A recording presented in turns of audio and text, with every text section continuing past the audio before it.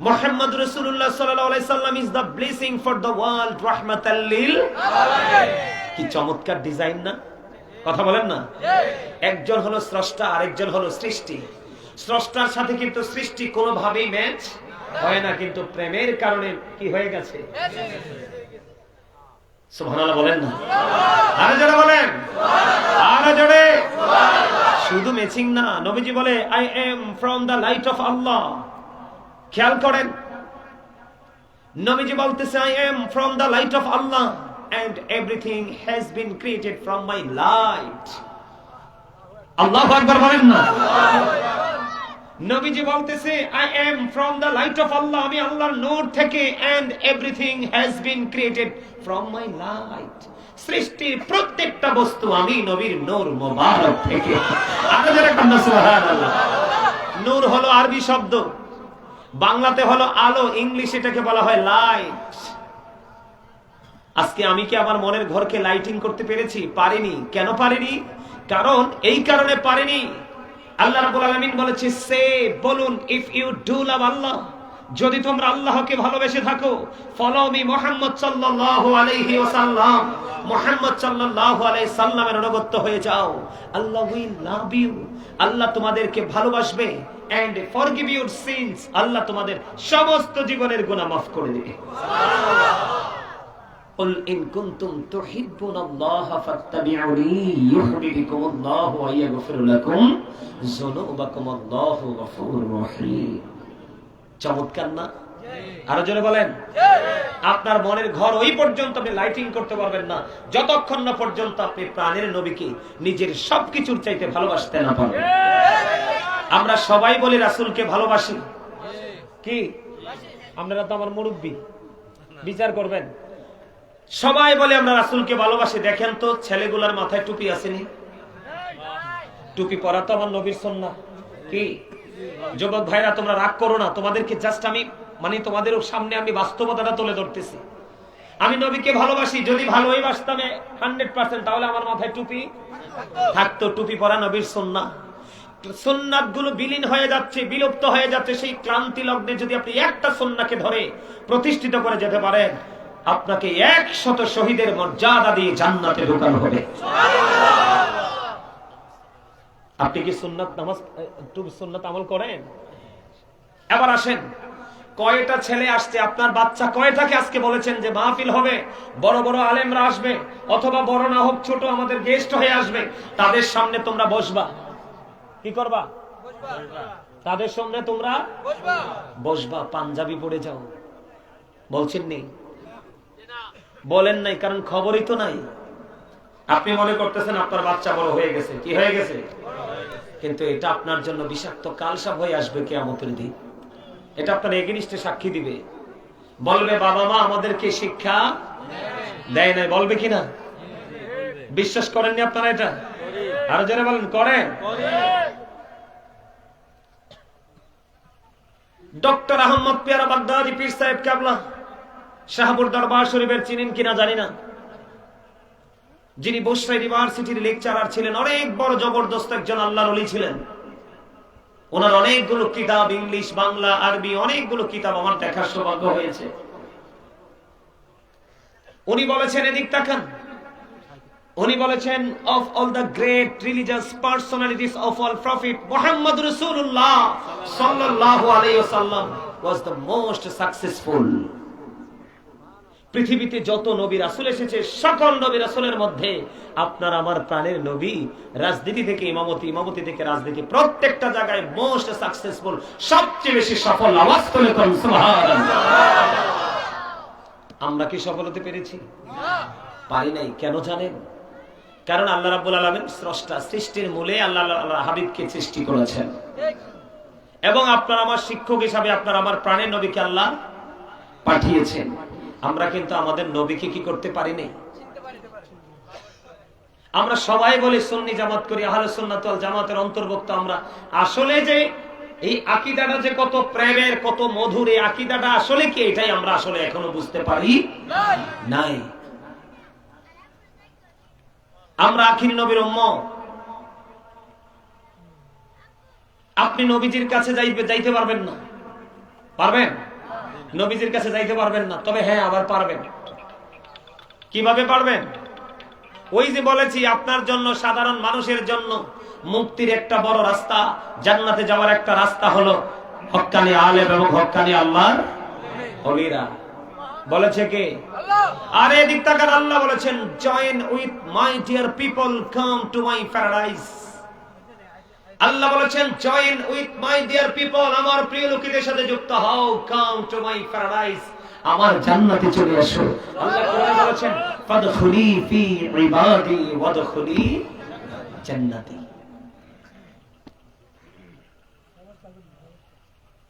আল্লাহর প্রিয় লোক হলো হক্কানি আলেম এবং হক্কানি আল্লাহর ওলিরা। জোরে বলেন না সুবহানাল্লাহ। আরো জোরে সুবহানাল্লাহ। বলতে বলতে ক্লান্ত হয়ে গেছে। এই আপনারা আমরা সবাই রাতের বেলা আসছি জান্নাতের বাগানে। আমার রাসূল বলেছেন, জান্নাতের বাগানে যারা রাতে আসে তাদের জন্য রাতের ডিনার আছে। সুবহানাল্লাহ। রাতের ডিনারটা হলো সুবহানাল্লাহ, আলহামদুলিল্লাহ, আল্লাহু আকবার, লা ইলাহা ইল্লাল্লাহ। আপনি যদি দুপুরে আসতেন আজকে, তাহলে আপনার দুপুরে লাঞ্চ হয়ে যেত। আপনি যদি সকালে আসতেন, তাহলে সকালে ব্রেকফাস্ট হয়ে যেত। কারণ এই ডিনার, লাঞ্চ, ব্রেকফাস্ট এটা কিন্তু দেহের জন্য নয়। কিসের জন্য নয়?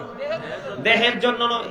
দেহের জন্য ডিনার, লাঞ্চ, ব্রেকফাস্ট, সকালের নাস্তা, দুপুরের খাবার, রাতের খাবার, এটা দেহেরটা হবে কোথায়? দোকানে গেলে, বাজারে গেলে, বন্ধুর সাথে আড্ডা দিতে বসলে, অথবা হাউস ওয়াইফ যিনি, গৃহিণী যিনি, ওনাকে আপনি ভালো কিছু খাবার এনে দিলেন, রান্না করো, পাকাও, খাইলেন। ওখানে গেলে এই প্লেস গুলোতে আপনার কিসের? দেহের খাবার মিলবে। আর এখানে এসেছেন আপনি রুহের খোরাক জোগাড় করতে। মুমিন প্রতিদিন দুই ধরনের খাবার সংগ্রহ করে। কয় ধরনের? একটা দেহের আর একটা রুহের। আপনাদের জন্য স্পেসিফিক যদি আমি বলি, এটা আপনাদের জন্য বিশেষ একটা রুহের খোরাকের জায়গা। যদি আপনি এটাকে সেই মার্কেট হিসাবে নিতে পারেন, বাজার হিসাবে নিতে পারেন। আর আপনি যদি মনে করেন না এটা আমার জন্য কিছুই না, তাহলে তো আর আপনাকে কি বলবো? ওই আগেই বলেছি, সেন্স এবিলিটি সম্পন্ন পারসন যারা, তাদের জন্য হলো আজকের এই শিক্ষা। যারা সেন্সলেস, তারা এখান থেকে, যারা বিবেকহীন, তারা এখান থেকে কিছুই নিতে পারবে না। জোরে কোন ঠিক না বেঠিক? আমি শুরুতে একটা আয়াত তেলাওয়াত করেছি, ইয়া আইয়ুহাল্লাযীনা আমানু কু আনফুসাকুম ওয়া আহলিকুম নারা। আল্লাহ বলেছেন, O believers, save yourself and your families from the fire. Allah ঈমানদারকে ডেকে বলে, তুমি জাহান্নাম থেকে বাঁচো এবং তোমার পরিবারকেও জাহান্নাম থেকে বাঁচাও। এখন আপনি কি বাঁচার রাস্তা খুঁজে পাইছেন? পাইছেন? খুঁজে পাইছেন? পান নাই। আপনি রাস্তা খুঁজে পান নাই বলে আপনার ছেলে মেয়ে, আপনাদের সন্তান, আমাদের যুব সমাজ ধ্বংস আজকে। কথা বলেন। এদিকে তাকান, আমি কি বলি দেখেন।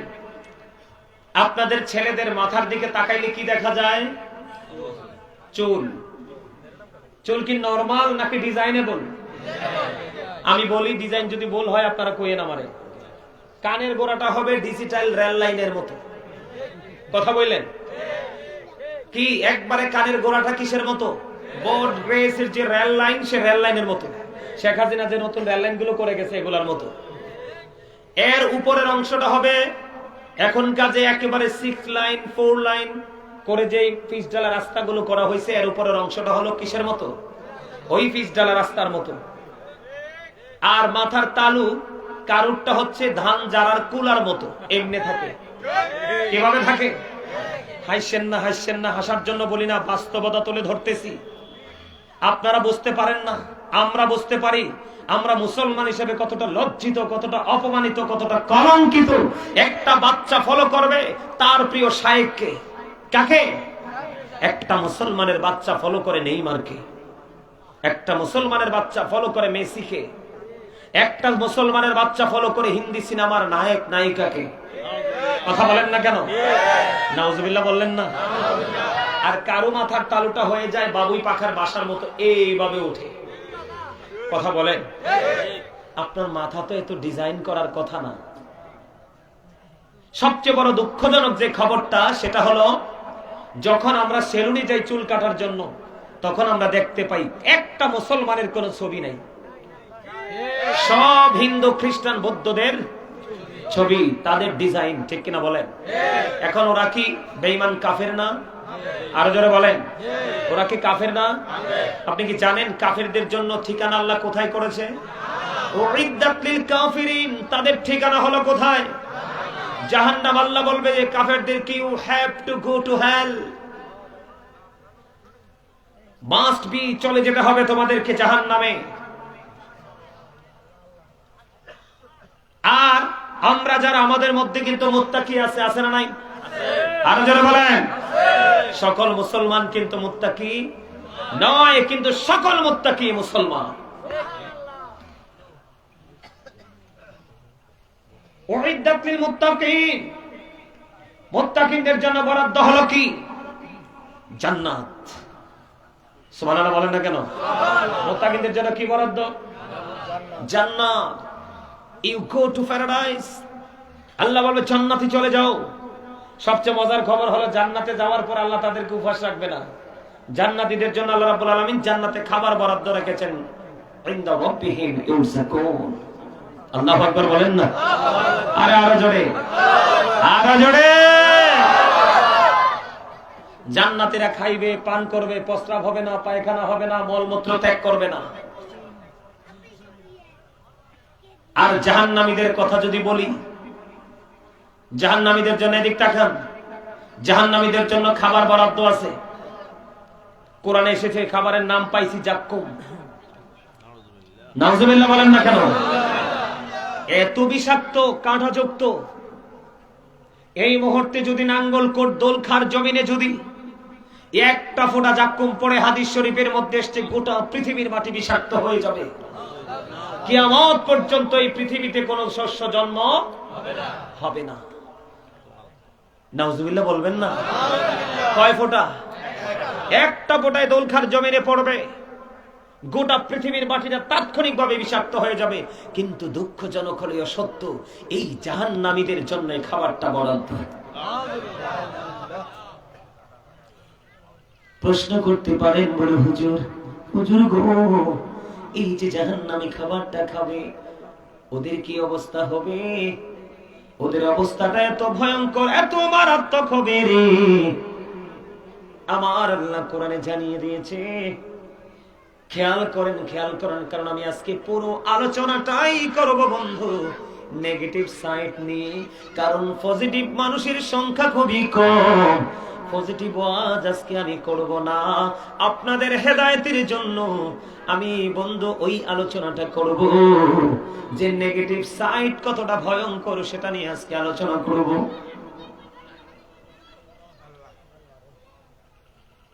জাক্কুম এত ভয়ঙ্কর, এত বিষাক্ত, নাঙ্গলকোট দোলখার জমিনে পড়তে দেরি রে। ওই মাটি বিষাক্ত হতে দেরি হবে না। বাঁচতে পারবেনি মানুষ, পশু পাখি, কোনো কিছু বাঁচবে? শিখে রাখবেন, ওয়াজগুলো মুখস্থ করে ব্রেইনে সেটআপ দিয়ে দিবেন। দুঃখজনক হলেও সত্য বন্ধু, ও দোলখার আমার ভাই, আমার বাবা রে, আমার মা বোনদেরকে ডেকে ডেকে বলছি গো, হৃদয়ের জানালা খুলে তোমরা সবাই শোনো। এই জাক্কুম নামক বিষাক্ত খাবার তোমার জন্য বরাদ্দ। যদি তুমি জাহান্নামী হও, ও বন্ধু, এটা কোরআন থেকে হাদিস শরীফের মধ্যে খুঁজে পেয়েছি। জাহান্নামীদের জন্য আরেকটা ভয়ঙ্কর খাবার, সেটার নাম হলো বন্ধু তিনাতুল খাবার। ইয়া রাসূলুল্লাহ, ইয়া হাবিবাল্লাহ, নবী গো, ও প্রাণের নবী গো, এই তিনাতুল খাবারটা কি গো নবী? আমার নবীজি জানিয়ে দিয়েছেন বন্ধু, এই তিনাতুল খাবারটা হলো জাহান্নামীর নিংড়ানো রক্ত যত বা ঘাম। জুড়ে জুড়ে বলুন না নাউজুবিল্লাহ। খেতে পারবেন? গামের যদি একটু গন্ধ আসে, জামা থেকে কেউ বন্ধু কাছে বসে না। যদিও বাধ্য হয়ে বসে, নাকের ছিদ্রিটা বন্ধ করে দেয় কি দেয় না? কিছু সময় বসে একটু অজুহাত দিয়ে উঠে যায়, কারণ বসা যাবে না, দুর্গন্ধময় পরিবেশ। একটা একটা করে বন্ধু আমার কাছ থেকে আজকে জেনে রাখেন, পৃথিবীর মানুষগুলো পানি না পাইলে বন্ধু বাঁচবে না। পানি ছাড়া পৃথিবী বাঁচবে না, পৃথিবীর কোনো শস্য জন্ম হবে না। এই পানি যদি বন্ধু তুমি জাহান্নামী হও, ওই জাহান্নামীর জন্য এত ভয়ঙ্কর উত্তপ্ত পানি বরাদ্দ হাদিস শরীফের মধ্যে এসছে বন্ধু। মাথায় দিয়ে যখন ঢেলে দেওয়া হবে রে, মাথায় ঢালতে দেরি, পেটে আসতে দেরি হবে না, পেটটার মধ্যে আসতে দেরি রে, 2 রানের মধ্যখান দিয়ে ঘুমের মতো গলে গলে গলে গলে ভিতর থেকে সব কিছু বের হতে থাকবে। ও বন্ধু সইতে পারবা না, চিৎকার চেঁচামেচি তোমার বন্ধু চিৎকারে সবকিছু ভারী হয়ে যাবে, কিন্তু তুমি সেখানে কোনো সাহায্যকারী পাবা না। কারণ সাহায্যকারী পাবেন এই জন্য আল্লাহ সূরা ইউনূসের 44 নম্বর আয়াতে বলে দিয়েছেন, ইন্নাল্লাহা লা ইয়াযলিমুন নাসা শাইয়্যান ওয়ালাকিন্নান নাসা আনফুসাহুম ইয়াযলিমুন। আল্লাহ রাব্বুল আলামিন বলে দিয়েছে, আল্লাহ আল্লাহর বান্দার উপর অত্যাচার করে না, বান্দা নিজেই নিজের উপর বন্ধু অত্যাচার করে, জুলুম করে। আল্লাহ বলেছেন আল্লাহু লা ইউহিব্বুজ যালিমিন, যারা অত্যাচার করে আল্লাহ অত্যাচারীকে পছন্দ করে না। আল্লাহ বলেছেন ওমালিজ যালিমিনা মিন আনসার, জালেমরা যখন বিপদে পড়বে রে, আমার আল্লাহ জালেমদের জন্য কোনো সাহায্যকারীও রাখে না। জোরে জোরে কন্না নাউজুবিল্লাহ। পৃথিবীতে বিপদে পড়লে বন্ধু কোনো সাহায্যকারী খুঁজে পাই, অসুস্থ হইলে ডাক্তার খুঁজে পাই, কোন না কোন রাস্তা বন্ধু খুঁজে পাই রে। আমার আল্লাহ জানিয়ে দিয়েছে তোমার জন্য তো ভয়ঙ্কর পরিস্থিতি বরাদ্দ আছে, কিন্তু দুঃখজনক হলেও সত্য, লা ইয়ামুতু, people will not die that day, সেদিন মানুষ মরতে পারবে না। আল্লাহ বলেছেন ফিহা ওয়ালা ইয়াহইয়া, people will not be able to live that day, সেদিন মানুষগুলো বাঁচতেও পারবে না। আল্লাহ বলেছেন ওয়া হুম আনহা বিগাইবিন, people will not be able to escape that day, মানুষ সেখান থেকে পালাইতেও পারবে না। জোরে জোরে কন্না নাউজুবিল্লাহ। বাঁচার সুযোগ নাই, মরার সুযোগ নাই, পালাবার সুযোগ নাই। আল্লাহ বলেছেন ইন্না বাতশা রাব্বিকা লাশাদীদ, শুধু তাই নয়, আল্লাহর ধর, আল্লাহর পাকড়াও বড় শক্ত রে। আল্লাহ বান্দাকে খুব শক্ত করে ধরবে। তুমি দৌড় দিতে পারবা না, বাঁচতে পারবা না, মরতে পারবা না, পালিয়ে যেতেও বন্ধ পারবা না, তাহলে উপায় আসেনি? কথা বলেন না, উপায় আসেনি? যেখানে যাবেন সেখানেই বিপদ। আপনি ফুলচেরাতে যাবেন, ওখানেও বিপদ, ভয়ঙ্কর বিপদ। হাসরের ময়দানে আপনি একত্রিত হবেন, ওখানেও বিপদ। আপনি কবর থেকে হাসরের ময়দানের দিকে যাবেন, ওখানেও বন্ধু বিপদ। এত বিপদ থেকে বাঁচতে হলে আপনাকে পৃথিবীতে সকল নোংরামি ছেড়ে দিতে হবে। কি করতে হবে? আরো জোরে বলেন। সকল নোংরামি ছেড়ে দিতে হবে। আপনি মনে মনে ভাববেন, হুজুর আমি তো নোংরামি ছেড়ে দিতে চাই, কিন্তু কোন নোংরামি তো আমি ছাড়তে পারি না। আমি মন থেকে চাই আমি নোংরামি ছেড়ে দেব, ভালো হয়ে যাব। অনেক অন্যায়, অনেক অত্যাচার, অনেক অবিচারে করেছি গো, কিন্তু আমি নিজেকে কন্ট্রোল করতে পারি না। এখানে 2টা রাস্তা আছে। কয়টা? কথা বলেন না কেন? কয়টা? আপনি নিজেকে কন্ট্রোল করতে হলে বন্ধু শয়তান থেকে, শয়তানের ধোঁকা থেকে আগে আপনাকে বাঁচতে হবে। আপনি জানেন না ইন্না শাইতানা লাকুম আদুউন ফাত্তাখিযুহু আদুওয়া। আল্লাহ বলেছেন শয়তান eternal is the eternal enemy of the believers. Satan is the eternal of the believers. আল্লাহ রাব্বুল আলামিন বলে দিয়েছেন শয়তান ঈমানদারদের প্রকাশ্য শত্রু, কিন্তু সত্যিকারের মুমিন যারা, তাদের সম্পর্কে আল্লাহ রাব্বুল আলামিন বলে দিয়েছেন ইন্না কাইদাশ শাইতানি কানা দাঈফা। আল্লাহ বলেছেন শয়তান ডিসিপশন ইজ ভেরি উইক। শয়তানের জন্য, মুমিনের জন্য শয়তানের ধোঁকা একেবারে দুর্বল। হাজার চেষ্টা করলেও মুমিনকে গায়েল করতে পারে না। আপনি এখন মনে মনে ভাবতে পারেন, হুজুর এই শয়তানের ধোঁকা থেকে, এই শত্রুর শত্রুতামি থেকে আমি বাঁচতে চাই। আপনি যদি শত্রুর শত্রুতামি থেকে বাঁচতে চান, যান। তাহলে আপনি একটা কাজ করতে হবে হৃদয় দিয়ে বন্ধু। কাজটা করতে হলে আপনার পোশাকের পবিত্রতা লাগবে, দেহের পবিত্রতা লাগবে, অন্তরের পবিত্রতা লাগবে। বিশুদ্ধ চিত্তে যখন আপনি কাজটা করতে পারবেন, তাহলে আপনার জীবনের স্টাইল পুরোটা চেঞ্জ হয়ে যাবে। হুজুর এটার নাম কি? এটার নাম হলো জিকির। কি এটার নাম কি? আল্লাহ বলেছেন remember me then I will remember you. Allah বলেছেন ফাযকুরুনি আযকুরুকুম, তোমরা আমাকে স্মরণ করো, আমি তোমাদেরকে স্মরণ করব। বলে হুজুর জিকিরটা কখন করব? আল্লাহ বলেছেন ইয়া আইয়ুহাল্লাযীনা আমানু যকুরুল্লাহা যিকরান কাসীরা ওয়াসাব্বিহুহু বুকরাতান ওয়াসীলা। আল্লাহ ঈমানদারদেরকে ডেকে ডেকে বলেছেন, ঈমানদারেরা তোমরা বেশি বেশি করে আল্লাহর জিকির করো, সকাল টু সন্ধ্যা আল্লাহর পবিত্রতা ঘোষণা করো। জোরে জোরে কোন সুবহানাল্লাহ। হুজুর কেমন করে করব? ফাযকুরুল্লাহা কিয়ামান, দাঁড়িয়ে দাঁড়িয়ে জিকির করো, ও কুউদান বসে বসে জিকির করো, ওয়া আলা যুনুবিকুম শুয়ে শুয়ে জিকির করো। তারপরে জিকির বন্ধ করা যাবে না, জিকির থেকে বন্ধু দূরে থাকা যাবে না। এখন আপনার আসির বলে হুজুর জিকির মানে কি? সুবহানাল্লাহ বলো আল্লাহর জিকির, আলহামদুলিল্লাহ বলো জিকির, আল্লাহু আকবার বলো জিকির, লা ইলাহা ইল্লাল্লাহ বলো জিকির। কাউকে ভালো কাজের জন্য ডাকা এটাও জিকির, কাউকে মন্দ কাজ করতে দেখলে থামিয়ে দেওয়া, আটকে দেওয়া ওটাও জিকির। আপনি নামাজে দাঁড়িয়েছেন ওটাও জিকির, আপনি হজে গেছেন সেটাও জিকির। হজ হলো মাওলার জিকির বন্ধু জুলুস, কারণ বিভিন্ন জায়গা পরিদর্শন করে সম্পূর্ণ করতে হয়।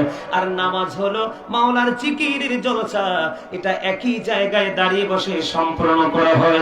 এই জিকিরের মধ্যে সবচেয়ে উত্তম জিকির হলো বন্ধু নামাজ।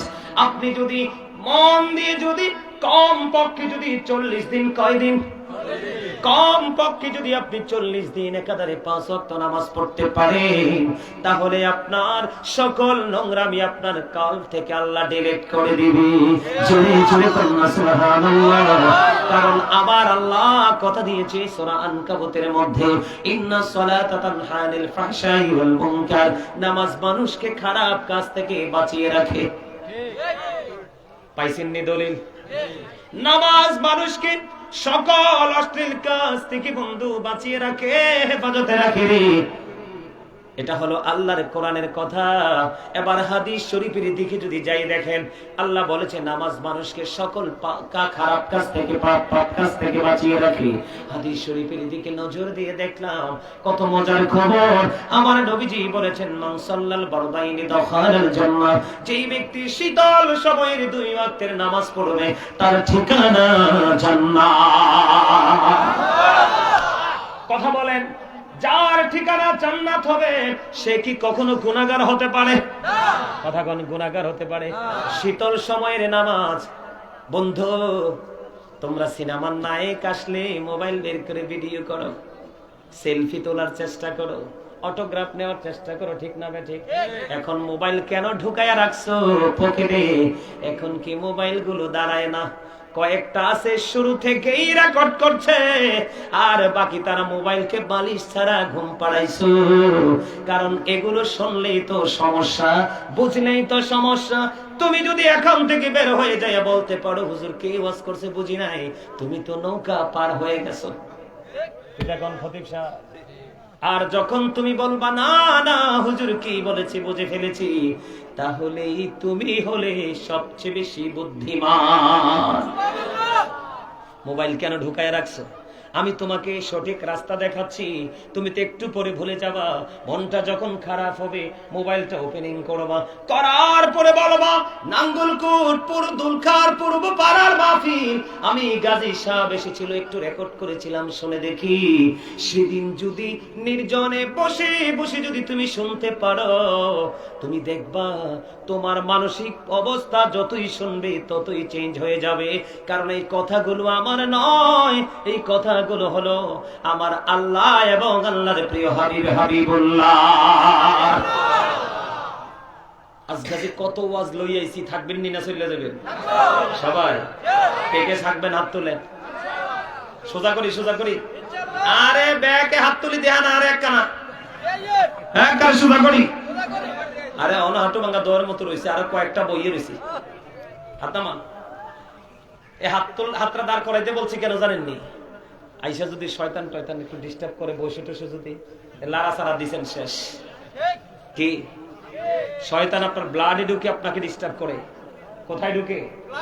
ব্লাডে ঢুকে শয়তান আপনাকে ডিস্টার্ব করে। আমি এলোমেলো কথা বলবো না, আমার দিকে খেয়াল করেন। আমি ধীরে ধীরে আপনাদেরকে নিয়ে কোথায় যাই, যাবেন না আমার সঙ্গে? শীতল সময়ের 2 ওয়াক্তের নামাজ কোন সময়? ঠান্ডা সময়ের 2 ওয়াক্তের নামাজ যদি ও দুলকার যুবক মালিকের সাথে প্রেমের ডুরি লাগাইয়া দেখো রে, মালিকের প্রেমে এত মধু, যেই মধু খাইবা তুমি জীবন ভর, ওই মধু কখনোই শেষ হবে না। তোমাদের সুবহানাল্লাহ মজা হয় না? ইলেকশনে জমসি যে স্লোগান দাও, অমুক ভাইয়ের চরিত্র ফুলের মতো পবিত্র, হে বেটা নামাজ পড়ে না এক ওয়াক্ত। তোমাদেরকে হাসানোর জন্য বলছি, কয়েকটা একবারে হামুকের মতো লাগিয়ে রয়েছে, যাদের মুখ এখনো গম্ভীর, হুতুম পেঁচার মতো আমি দেখতে পাইতেছি। আজকে মাহফিলকে সাক্ষী রেখে বললে যায়, যদি ধারাবাহিক ভাবে এইভাবে মুখ ভার করে রাখেন, আপনি হার্ট অ্যাটাক করে মরবেন। এটা আমার কথা না, আল্লাহ আমি অদম গুনাহগারকে একটা মানুষের জীবন থেকে কবর পর্যন্ত যাওয়ার জন্য যতগুলো বিষয়, সবগুলো বিষয়ে মোটামুটি আমার একটু নজর দেওয়ার সৌভাগ্য হয়েছে, আল্লাহ সে তৌফিক দিয়েছে।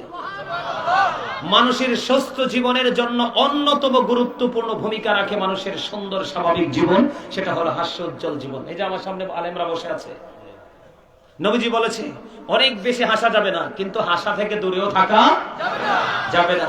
তোমার সুস্থ জীবনের জন্য গুরুত্বপূর্ণ ভূমিকা রাখবে হাসা, তবে তুমি অতিরিক্ত হাসলে তোমার দিলটা মরে যাবে। বুঝে নিতে হবে ওয়াজ। এই জন্য আগেই বলেছি, you listening my lecture very attentively. আমার আলোচনা মন দিয়ে শোনো, দেখবা তোমাদেরকে নিয়ে কত গভীর জগতে আমি ঢুকবো আজকে। বন্ধুরি আমার, আল্লাহ বলেছে তুমি নামাজ পড়ো, সকল পাপ থেকে বাইচা থাকবা। আমার নবীজি ডেকে ডেকে বলে, উম্মত শীতল সময়ের 2 ওয়াক্তের নামাজ পড়ে নাও, তোমার জন্য জান্নাতটা বরাদ্দ হয়ে গেল। আর মজার খবর দেখেন, আপনাকে বাঁচানোর জন্য আল্লাহর হাবিব আপনার আমার প্রাণে নবী কি মেসেজ দিয়ে গেছে। নবীজি বলেছেন, সালাতুল খামস ওয়াল জুমআতু ইলাল জুমআ ওয়া রমাদানু ইলা রমাদান মুকাফফিরাতুল লিমা বাইনাহুন্না ইযা তুনিবাতিল কাবাইর। নবীজি বলেছেন, তুমি যদি 5 ওয়াক্ত নামাজ পড়ো, সালাতুল খামস 5 ওয়াক্ত নামাজ যদি পড়ো, ফজরের পরে জোহর পর্যন্ত, এটা হলো ফজর, এটা হলো জোহর, বিশাল একটা গ্যাপ আসেনি? প্র্যাকটিক্যালি দেখাচ্ছে, এটা হলো ফজর, এটা হলো জোহর, গ্যাপ আসেনি? এটা হলো জোহর, এটা হলো আসর, গ্যাপ আসেনি? এটা হলো আসর, এটা হলো মাগরিব, গ্যাপ আসেনি? এটা হলো মাগরিব, এটা হলো ইশা, গ্যাপ আসেনি? আমার নবীজি বলে দিয়েছে, তুমি যদি 5 ওয়াক্ত নামাজ দৈনিক পড়তে পারো রে, তোমার গেফের মধ্যে যে গুনাহগুলি হবে রে, ফজর থেকে ইশা পর্যন্ত মাঝখানের সকল গুনাহের কাফারা হয়ে যাবে রে, কিন্তু কবিরা গুনাহ কইরো না। আমার নবী বলেছেন, আল জুমআতু ইলাল জুমআ, একটা জুমা থেকে আরেকটা জুমা পর্যন্ত এত বড় একটা গ্যাপ। কথা বলেন না? আছে না নাই? আমার কথাগুলো ভালো লাগেনি? শুনতে মন চায়নি? সবার মন চায়, সবার মন চায়।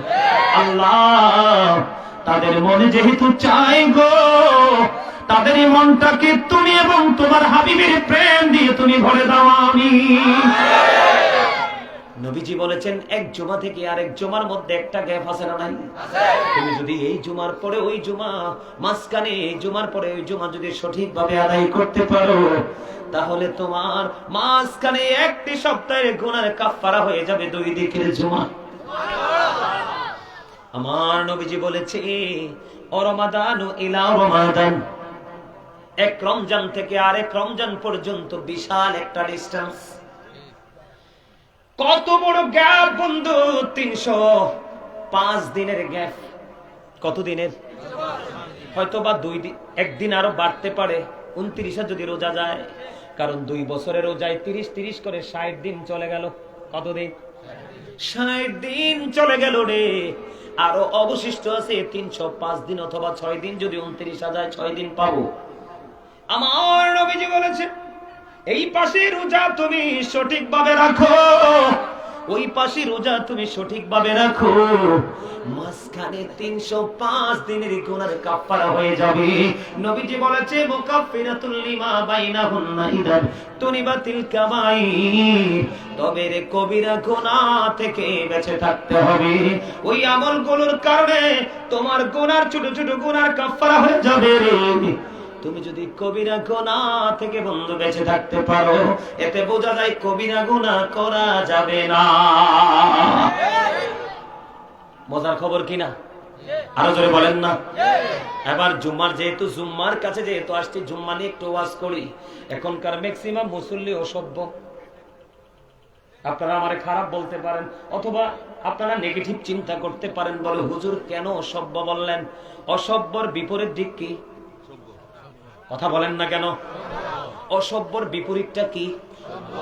যদি সভ্য মুসল্লি হতো, প্রত্যেকটার মাথায় টুপি থাকতো, প্রত্যেকটার মাথায় গায়ে থাকতো সুন্দর স্মার্ট পাঞ্জাবি, পাঞ্জাবির নিচে থাকতো পায়জামা।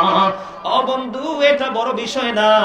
সবচেয়ে বড় অসভ্যতা হলো জুম্মার দিনে মুসল্লি, ম্যাক্সিমাম মুসল্লি সবার পরে মসজিদে যায় রে, ইমাম সাহেব সালামটা ফিরাইতে দেরি রে, মনে হয় দরজার মধ্যে বিশ্বযুদ্ধ শুরু হয়ে গেছে। ঠিক কিনা বলেন? আজকে আমি দুলখার মাহফিলকে সাক্ষী রেখে বলা যায়, হাদিস শরীফ নিজের এই 2টা চোখে দেখে দেখে বন্ধ পড়েছি।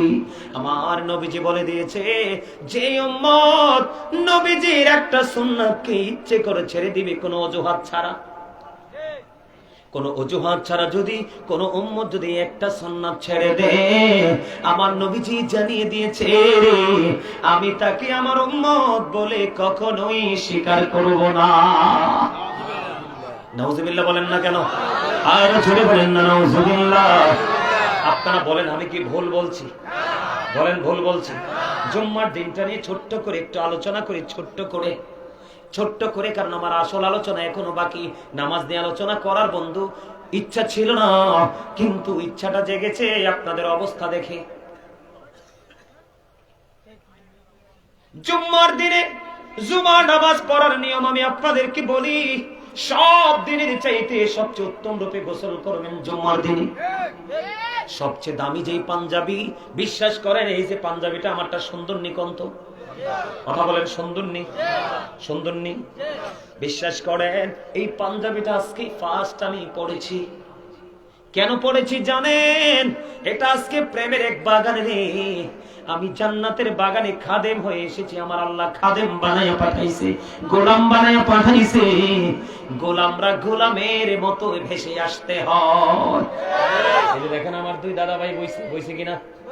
আপনারা সবার চাইতে দেখেন সুন্দর লাগেনি? এখানে আপনারাও সুন্দর, অনেকেই সুন্দর পোশাক পরেছেন। এটা হলো জান্নাতের বাগানের মেহমানের স্বরূপ। আমি আপনাদেরকে বলি বন্ধু, নবীজির শিক্ষাটা দেখেন, সপ্তাহে অন্য সকল দিনের চাইতে উত্তম রূপে গোসল করতে হবে জুমার দিনে। সবচেয়ে দামি যে পাঞ্জাবি সেটা পড়তে হবে, কারণ লম্বা জামা পরে নামাজ পড়া সুন্নাত। সুবহানাল্লাহ বলেন না? লম্বা জামা পড়তে হবে, সুন্দর আতর লাগাইতে হবে। আপনি গাড়ি দিয়ে আসতে পারেন, অটো সিএনজি দিয়ে আসতে পারেন, কিন্তু আসবেন না, আপনি মসজিদে আসবেন হেঁটে হেঁটে। কি করে? হেঁটে হেঁটে মসজিদে যাবেন, প্রত্যেকটা কদমে কদমে গুনাহ ঝরবে রে। জোরে কন্যা সুবহানাল্লাহ। আপনি সবার আগে মসজিদে চলে গিয়ে সামনের কাতারে বসবেন। আমার নবীজি বলে, পাগল উম্মত সবার আগে চলে আসলি রে। আমি নবীর কথা কি তুই মর্যাদা দিয়েছিস? আমি নবীর কথা কি তুই মূল্যায়ন করেছিস? মর সম্মান প্রদর্শন করেছিস? আমি নবী জানিয়ে দিলাম, তোর আমল নামায় একটা ওট কুরবানির সওয়াব আমার আল্লাহ দিয়ে দিবে। সবচেয়ে বড় মজার খবর যুবক, আজকের পর থেকে কোনোদিন মসজিদে সবার পরে যায়ও না। সবার পরে যারা যায়, যদিও তারা নামাজ পড়ে রে, কিন্তু এই নামাজ দিয়ে তাদের হেদায়েত মিলবে না। কারণ প্রেয়ার ইজ দ্য কি টু প্যারাডাইস। নামাজ হলো জান্নাতীদের চাবি, নামাজ হলো জান্নাতের চাবি। তোমার নসিবে বন্ধু এই চাবি জুটবে না, কারণ তোমার নামাজের মধ্যে নামাজ হয়েছে ঠিকই, তোমার নামাজের মধ্যে না আছে প্রেম, তোমার নামাজের মধ্যে না আছে কোনো তাকওয়া।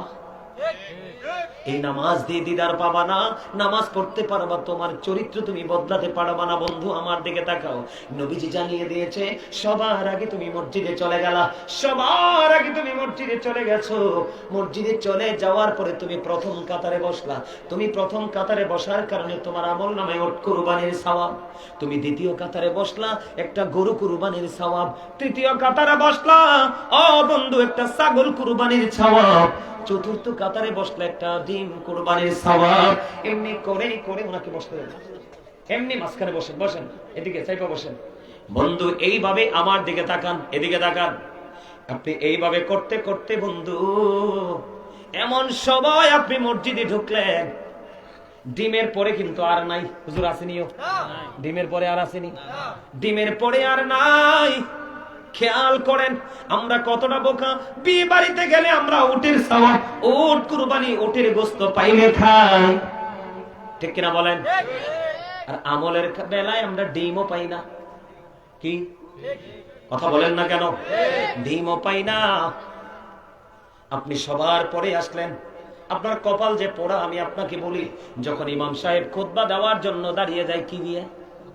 খুতবা নিয়ে যখন ইমাম সাহেব যখন দাঁড়িয়ে যায়, দাঁড়িয়ে যাওয়ার পরে বন্ধু ওই যে ফেরেশতারা আজকে এসেছে স্পেশাল ভাবে আপনি জুম্মার মুসল্লি হিসাবে আপনার লিস্ট করার জন্য, ওই ফেরেশতারা তাদের নোটবুকটাকে বন্ধ করে দিয়ে ওই খতিব সাহেবের খুতবা শোনার জন্য দাঁড়িয়ে যায়। আপনি নামাজ পড়েছেন ঠিকই, কিন্তু এই ফেরেশতাদের তালিকায় আপনার নাম ওঠে নাই। যিনি আসলেন তিনি উট কুরবানির সওয়াব পেয়ে গেলেন। নবীজি জানিয়ে দিয়েছেন যেই ব্যক্তি জুমার নামাজটা পড়ার জন্য সবার আগে মসজিদে যায় রে, এবং নামাজ শেষ করার পরে যেই ব্যক্তি সবার পরে বের হয়ে আসে, আমার নবীজি জানিয়ে দিয়েছে তার বাড়ি যাইতে সময় যতগুলো কদম লাগবে, মানে কায়িক লাগবে, কি লাগবে? যতগুলো কদম লাগবে, যতগুলো কায়িক লাগবে, আমার নবীজি বলে দিয়েছেন প্রত্যেকটা কায়িকের বিনিময়ে 1 বছরের নফল ইবাদতের সওয়াব দেওয়া হবে। তাহলে আপনার বাড়ি যাইতে যদি 50টা লাগে বা 100টা কদম লাগে, আপনার আমল নামায় 100 বছরের নফল ইবাদতের সওয়াব। জুড়ে জুড়ে বলুন না সুবহানাল্লাহ। তাহলে জুম্মার দিনটা কি স্পেশাল ভাবে মর্যাদা দিবেন কিনা? আমাদের অনেক যুবকদেরকে দেখা যায় লাল পাঞ্জাবি পরে আসে, লাল শার্ট, লাল গেঞ্জি পরে আসে। যুবক, এটা নারীদের জন্য জায়েজ রে। একবারে টক লাল গেঞ্জি, শার্ট, জামা, পাঞ্জাবি, এটা কোনটাই পড়বা না, কারণ এটা ইমানদার পুরুষের জন্য মাকরুহ তাহরিমি, হারামের অন্তর্ভুক্ত। নারীদের জন্য এটা জায়েজ আছে।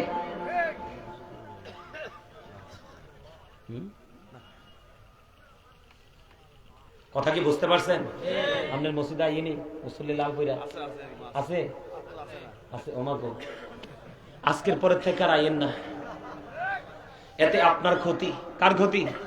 এই মিয়া, হাদিস শরীফের মধ্যে আসছে লাল জামা পরা ব্যক্তি আমার নবীকে একবার সালাম দিয়েছে, নবীজি সালামের জবাব দেয় নাই। দ্বিতীয়বার সালাম দিয়েছে আমার নবী, সেই সালামের জবাব দেয় নাই। নবী গো, কেন সালামের জবাব দেননি? আমার নবীজি বলেছেন কারণ তার পরনে 2টা লাল জামা। বুঝতে পারছেন? তাহলে জুম্মার দিনে কি অন্য দিনের মতো পরে যাবেন না আগে যাবেন? আগামী জুম্মা থেকে নিজের মধ্যে পরিবর্তন আনবেন তো? এবার আরো আছে মজার খবর, শোনেন। এটা জুম্মার দিনের ফজিলত। একটা কদম দিবেন 1 বছরের নফল ইবাদতের সওয়াব। যত দূর থেকে আসবেন তত বেশি এই সওয়াব আপনি পেয়ে যাবেন। 5 ওয়াক্ত নামাজ, ওই যে আমি একটু আগে বললাম, বন্ধু নবীজি আরেকটা হাদিসের মধ্যে চমৎকার ভাবে বুঝিয়ে দিয়েছেন। আপনার বাড়ির আঙ্গিনায় যদি 5টা একটা জলাশয় থাকে, পুকুর হোক, খাল হোক, নদী হোক, যেটাই হক আপনার বাড়ির আঙিনায় যদি থাকে, আপনি দৈনিক 5 বার গোসল করলে কি থাকবে? গুনাহ থাকবে নি? গায়ে কোনো ময়লা থাকবে নি? 5 বার গোসল করলে যেমনি গায়ে ময়লা থাকবে না, তেমনি আপনি দৈনিক 5 বার নামাজ পড়লে রে আপনার আমল নামায় কোনো গুনাহ থাকবে না, এবং গুনার কাজ করতেও মনে চাইবে না। কারণ আপনার মধ্যে অটো চলে আসবে, আরে আমি না নামাজি, আমার তো আল্লাহর সাথে প্রেমের জুড়ি। ঠিক না ঠিক? আরো জোরে বলেন।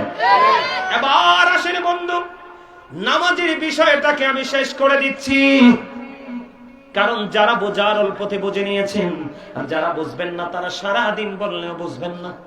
হযরত আবু যর রাদিয়াল্লাহু তাআলা আনহু থেকে হাদিস খানা বর্ণিত, আমার নবী শীতের দিনে বের হলো। আপনাদের নাঙ্গলকোট দোলখার মধ্যে বন্ধু গাছের পাতা শীতের দিনে ঝরে পড়েনি? পড়ে। সব গাছের পাতা? আমার এই চাচাই কইছে না, বুদ্ধি আছে, এটার বুদ্ধি আছে।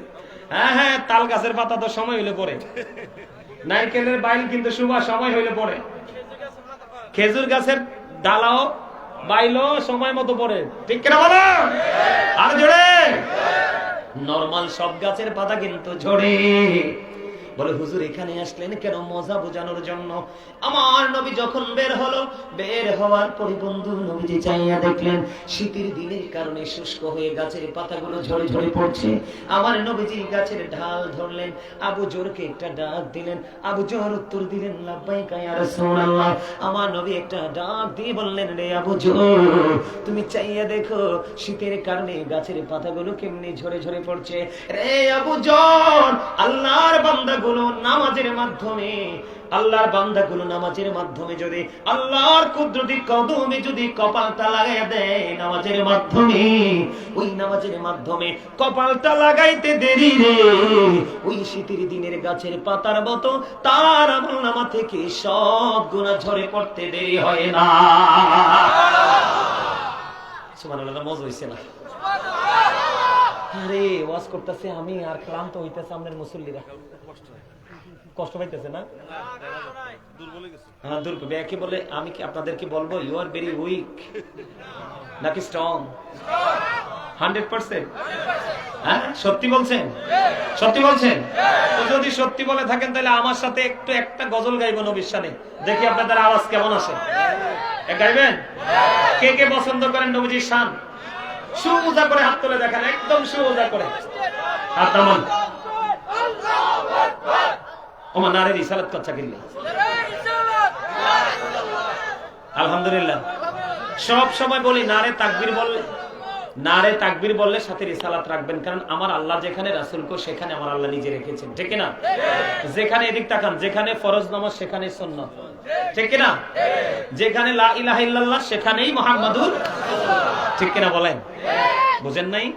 প্রত্যেকটা জায়গায়। তাহলে আমরা নারে তাকবীর, নারে রিসালাত। আমরা রিসালাতও বলবো এই কারণে, কারণ রিসালাতের মাধ্যমে আমরা তাকবীরের খবর জানতে। কথা বলেন না কেন? বুঝতে পারছেন? আমার সাথে একটু গজলটা গান, আপনাদের খুব পরিচিত হবে কিনা জানি না, আমি এটা বেশি গাই না, একটু গাইতে মন চাইতেছে আপনাদেরকে নিয়ে, দেখি আপনাদের মানসিকতা। নবী নবী বলে হায় কেঁদে কেঁদে দিন যায়, পাইনি দিদার ধমে,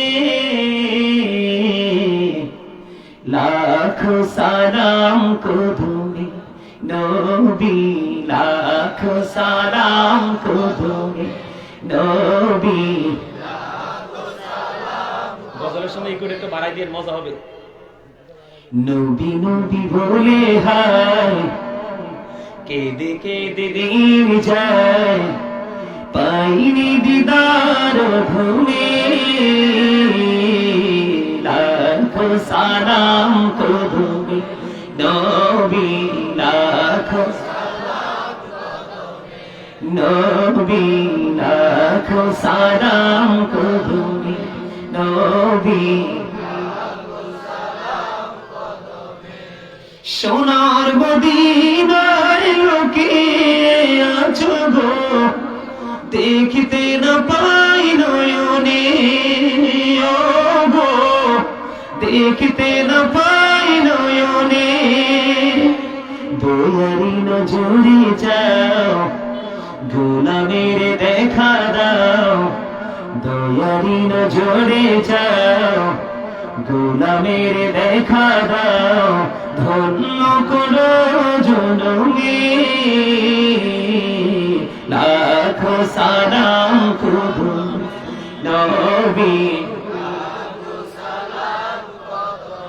নবী নবী বলে হায়, কেঁদে কেঁদে দিন যায়, পাইনি দিদার ভূমে, লাখো সালাম কবুল নবী, মারহাবা আমার মারহাবা যেমন হাতার একটা এলাম বেডা, যদি আজকে এই গজল চট্টগ্রাম গাইতাম রে, সবজি আমারে গোলাপ ফুলের মতো সিরা পকেটে ঢুকাইতো। কন্যা আপনি কন্যা, আমরা তো চট্টগ্রামে। আর ওই যে দেখছেন ইশারা দিছে যে, আর হাদিয়া লইতে লইতে তুমি বেহস হয়ে যেতাম। প্রেম যদি শিখতে যান চট্টগ্রাম চলে যাবেন। আমার দাদা ভাই চট্টগ্রাম থেকে, ফারেক জামিয়া থেকে। সুন্নি যারা আহলে সুন্নাত ওয়াল জামাতের অন্তর্ভুক্ত যারা যদি প্রেম শিখতে চান চট্টগ্রামে যে 6 মাস থাকবেন, সারা জীবনের জন্য শিক্ষা নিয়ে আসতে পারবেন। আমার প্রত্যেকটা মাসের সফর চট্টগ্রাম, আমার সবচেয়ে পছন্দের জায়গা চট্টগ্রাম। রাত যত গভীর হয়, মানুষ তত বেশি হয়, প্রেম তত বেড়ে যায়। চট্টগ্রামে কোনো আলেম গেলে স্টেজ ছাড়তে মন চায় না। সকলে বলেন মারহাবা, আর যারা বলেন মারহাবা। আমার লেখা, আমার সুরে একটা গজল গাইব ছোট্ট করে, দেখবো আপনাদের প্রতিক্রিয়া কি, আমাদের মানসিকতা কি। আমার সাথে গাইবেন? যুবকরা তোমরা কোথায়? তোমরা পারো না নবীকে ভালোবাসতে? আর জোরে আমি কথা বলবো, তোমরা কি বলে খেয়াল করে, আমি ছেড়ে দিলে তোমরা ধরবে। কেমন করে বলো তোমায় দেখি, নবীজি কেমন করে বলো তোমায় দেখি, আছো তুমি ওই মদিনায়, আছো তুমি ওই মদিনায়, সঙ্গে নিয়ে দুই প্রেমিক সাথী, কেমন করে বলেন কেমন করে, নবীজি কেমন করে বলুন তোমায় দেখি, দেখার আশা আমার মনে। নিয়ে যাও। তোমরা মনে করছো আমি হাদিয়ার জন্য বলছি, আরে না, এটা কথার কথা বলছি। দেখার আশা আমার মনে, পুষে রেখেছি যতন করে, পাই যদি গো নবী তোমার দিদার, পাই যদি গো নবী তোমার দিদার, শীতল হবে মোর দুটি আঁখি, কেমন করে বলো তোমায় দেখি, বলুন তবু নবীজি কেমন করে। মারহাবা। গজল গাইলে সব ক্লান্তি দূর হয়ে যায়, যায় কি যায় না? প্রেম যে কোত্থেকে আসে। যাই হোক, আমি আর গজল গাইবো না। আমার যে মূল আজকের আলোচনা, বাস্তবতা নিয়ে একটু আলোচনা করব। এই কারণে আমি আপনাদেরকে আগে বিভিন্ন দিক দিয়ে ঘুরিয়ে নিয়ে এসেছি, যেন আপনাদের আমার জায়গাটাতে আসলে বসতে যেন সহজ হয়। ঠিক কিনা বলেন?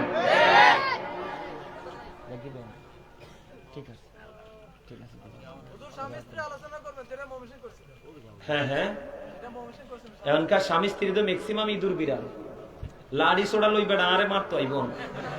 ঠিক কিনা? তো আরো জোরে।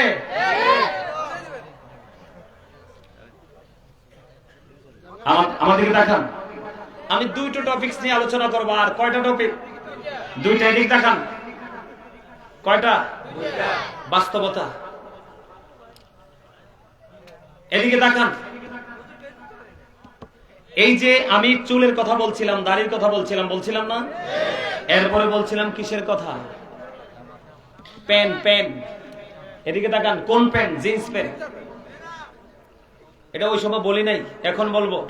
এদিকে তাকান, জিন্স প্যান্টটা, এটা আমরা মুসলমান হিসাবে এটা একটা পুরো অভিশপ্ত একটা পোশাক। বুখারী শরীফের মধ্যে এসেছে হাদিস খানা, জিন্স প্যান্টটা আমি কেন অভিশাপ আমি আপনাদেরকে বলবো, আপনারা পরে বুঝতে পারবেন। জিন্স প্যান্টটা আমাদের জন্য অভিশাপ। এই প্যান্টটা পরে নামাজ পড়লে নামাজ পর্যন্ত আল্লাহর দরবারে কবুল হবে না। কেন জানেন? আল্লাহ মানুষের জন্য 3 শ্রেণীর পোশাক দিয়েছে। কয় শ্রেণীর? একটা নরমাল, যেটা প্রতিদিন পরে লজ্জাস্থান ঢাকার জন্য। দ্বিতীয়ত হলো সাজের পোশাক, যেমন বিভিন্ন বিএপি পরিবেশে গেলে আমরা একটা উন্নত পোশাক পরি না। আর তৃতীয়ত হলো তাকওয়ার পোশাক, যেটা আল্লাহ আল্লাহ রাসূলের মনোনীত। আল্লাহ কোরআনে বলেছেন লিবাসুত তাকওয়া যালিকা খায়র। আল্লাহর কাছে সবচেয়ে পছন্দের পোশাক হলো তাকওয়ার পোশাক। বিশেষ করে যুবকদেরকে বলছি, ভাই শোনো, পোশাকটার কন্ডিশনটা কি? উপর দিয়ে থাকতে হবে নাভি বরাবর অথবা নাভির উপরে, নিচে দিয়ে থাকতে হবে টাকনুর উপরে। উপর দিয়ে নাভি বরাবর অথবা নাভির উপরে, আর নিচে দিয়ে থাকতে হবে টাকনুর উপরে। এই কন্ডিশনে ইমানদার পুরুষ পোশাক পরা ফরজ। এই ফরজ যদি তোমরা কেউ ইচ্ছে করে জেনে বুঝে শুনে তরক করো, বুখারী শরীফের মধ্যে এসেছে হাদিস কানা, তার ঠিকানা হবে জাহান্নাম। সেটা বলেন নাউজুবিল্লাহ।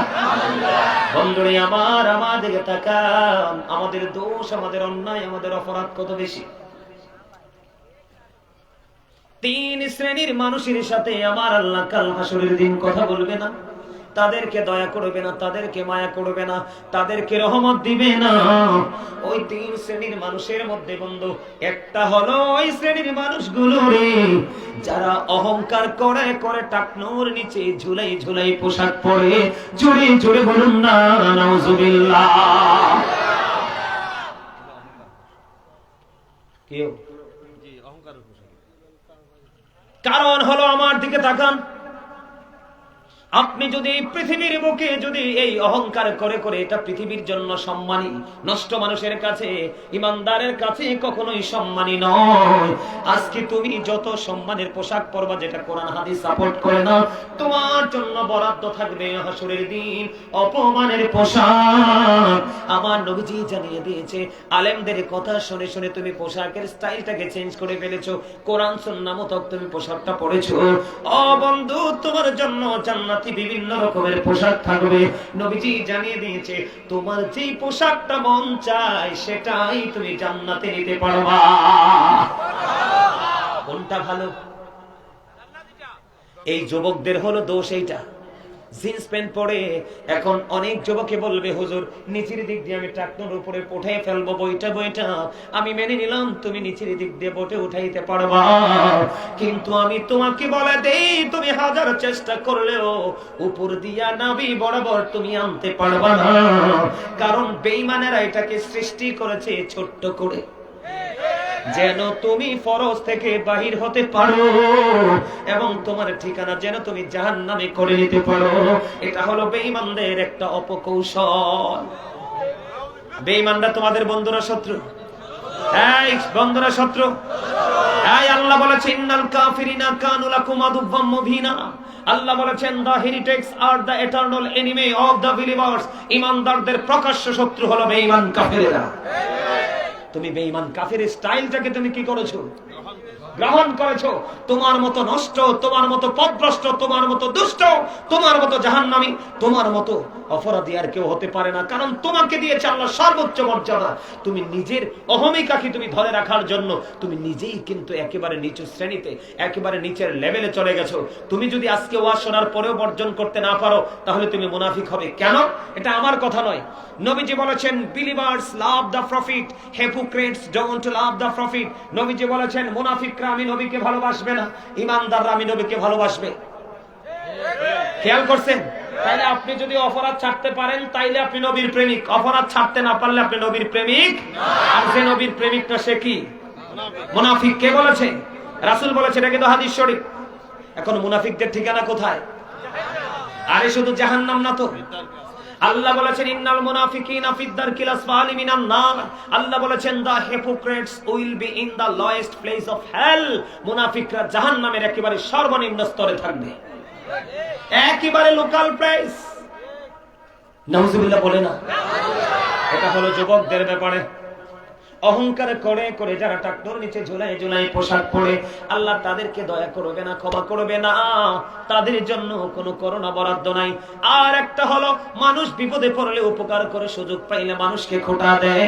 3 নাম্বার হলো মানুষ ব্যবসার মাধ্যমে মিথ্যা কথা বলে বলে কাস্টমারের থেকে টাকা হাতাই নেয়। নাউজুবিল্লাহ বলেন। বন্ধুরে আমার, সবচেয়ে বড় দুঃখজনক খবর, মুরব্বীরা অনেক সময় লুঙ্গি এমন ভাবে পড়ে রে, রাস্তা দিয়ে হাঁটলে মনে হয় রাস্তা ঝাড়ু দিচ্ছে। আপনাদের এই দোলখারে আছে না নাই জানি না, আমি নিজেই দেখেছি। লুঙ্গি বলেন, প্যান্ট বলেন, পায়জামা বলেন, ট্রাউজার বলেন, বন্ধু কোনো কিছুই ঝুলাই ঝুলাই পোশাক পরা যাবে না। উপর দিয়ে রাখতে হবে নাভি বরাবর অথবা উপরে, আর নিচের দিক দিয়ে রাখতে হবে বন্ধু টাকনোর উপরে। এই কন্ডিশনে পোশাক পরা মুসলমানের জন্য, পুরুষের জন্য ফরজ। জিন্স প্যান্ট পরলে অপকারিতা ক্ষতিটা কি দেখেন? চোখের জিনা কি? হাদিস শরীফের মধ্যে আসছে চোখের জিনা হলো দেখা।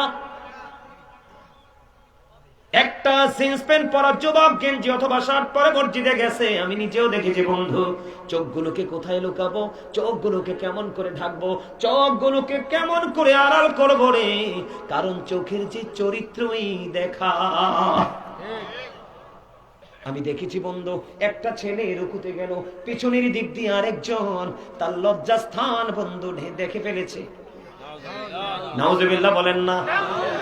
তুমি পোশাক পরার পরেও যদি অন্য কোন পুরুষ তোমার লজ্জাস্থান দেখতে পায়, তুমি মনে রাখবা তুমি পোশাক পরিহিত পুরুষ নয়, তুমি উলঙ্গ পুরুষ।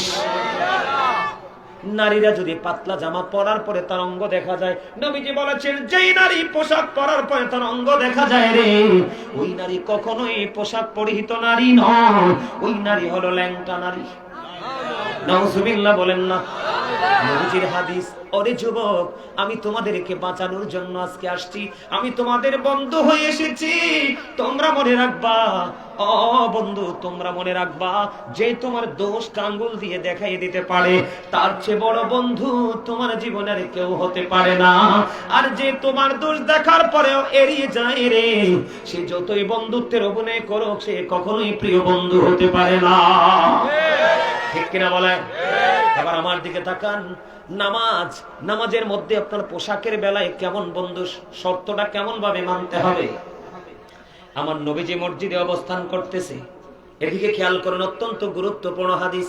মসজিদের মধ্যে বন্ধু বসে আছেন, একজন এসে নামাজের নিয়ত বেঁধে ফেললো। নবীজি বললেন তুমি ওযু করে আসো।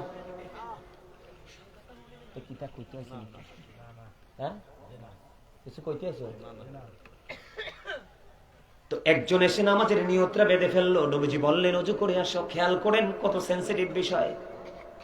নিয়ত বাঁধার পরে নবীজি বলছেন কি করো? তিনি ওযু করতে গেলেন, ওযু বানাই আবার এসে তিনি নামাজের নিয়ত বাঁধলেন। নবীজি বললেন তুমি ওযু করে আসো।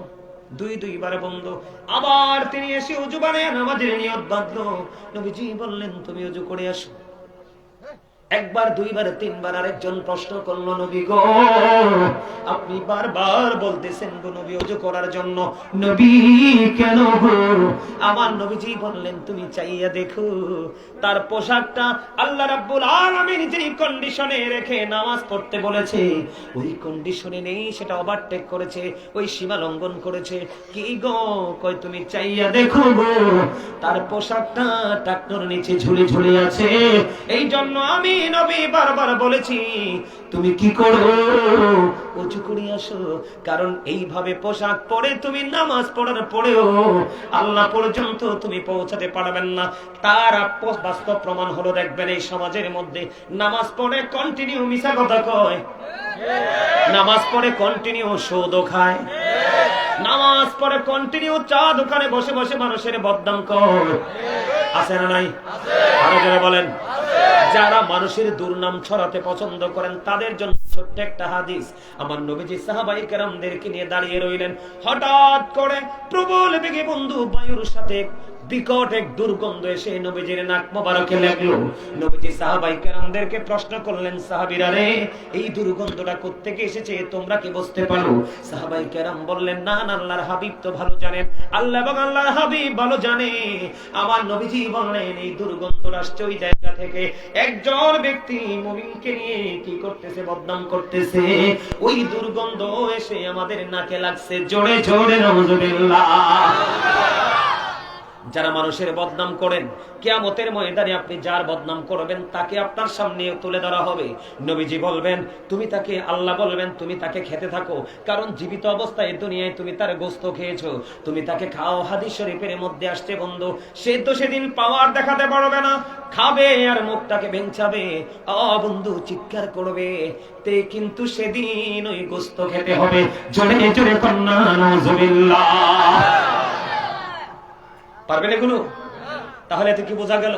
এখন আবু বকর সিদ্দিক নবীজিকে প্রশ্ন করছেন, নবী গো, আমি তো আমার পোশাকটা সব সময় টাকনুর নিচে ঝুলাইয়া ঝুলাইয়া আর সব সময় টাকনুর উপরে রাখি, কিন্তু মাঝে মাঝে আমার পোশাকটা টাকনুর নিচে চলে আসে, যখন আসে তখন আমি উঠাইয়া ফেলি, ইয়া রাসূলুল্লাহ, তাহলে কি আমি সাজার অন্তর্ভুক্ত হব? নবীজি বললেন, না, যিনি চলে গেছে, চলে যাওয়ার পরে এটা অন্যায় হয়েছে মনে করে এটা উপরে উঠায়, এটার নামই হলো তাকওয়া। সুবহানাল্লাহ বলেন না কেন? আল্লাহ বলেছেন, আল্লাযীনা আমানু ওয়া কানু ইয়াত্তাকুন লাহুমুল বুশরা ফিল হায়াতিদ দুনিয়া ওয়া ফিল আখিরাহ। আল্লাহ বলেছেন, যারা ঈমান এনেছে এবং আল্লাহকে কি করেছে? ভয় করেছে, তাকওয়া অবলম্বন করেছে, লাহুমুল বুশরা, তাদের জন্য সুসংবাদ, ফিল হায়াতিদ দুনিয়া ওয়া ফিল আখিরাহ। জোরে জোরে কন্না আল্লাহু আকবার। আপনি ঈমান আনার পরে যদি তাকওয়া অর্জন করতে পারেন, এই শেষ করে দিতে হইব ওয়াজ। তো কানে কানে কথা বলে, মাহফিল কমিটি কানে কানে কথা বলে আমার ডর লাগে, আমি ডরাই, হেসাই কইছি, ডরাই, আর আর মনের মধ্যে খাবুত করি ওঠে, আই কই হেতনে কি জানি লই যাইছে আল্লাহ না জানে, আর রাস্তার মাঝখানে আর রাস্তা ব্লক করি দে, ওটা আমি নমুনা বাবা না, তুমি জানো। হ্যাঁ, কি মরি গেছে না? মরি গেছে, আলহামদুলিল্লাহ,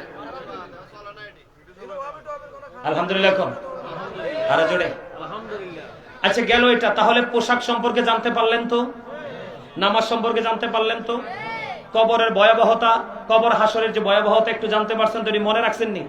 আমার আলোচনার ধারাই এমন টপিকস। আচ্ছা, আই যদি যতক্ষণ পারি এতক্ষণ ওয়াজ করার লাগে, তোরা দুজন সামনে দিয়েই বল,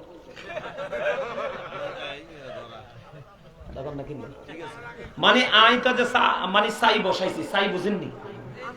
আনতা আনতা, একবার সোজা কথা, আনতা আনতা বয়লে কিন্তু সব ধরনের মাছ আই ঢুকে, বড়টা যুদ্ধ করে ঢুকতে পারে না, পরে লাভ দিয়ে পারি যায়, কথা কন। আজকের এটা হচ্ছে জান্নাতের বাগান, এখানে ছোট বড় মেজ সেজ সব জান্নাতের আসবে। আর যদি কন না আমিন। আপনাদের এইবার সুন্দর লাগে না দাদা? কি কন, এবার সুন্দর লাগে না?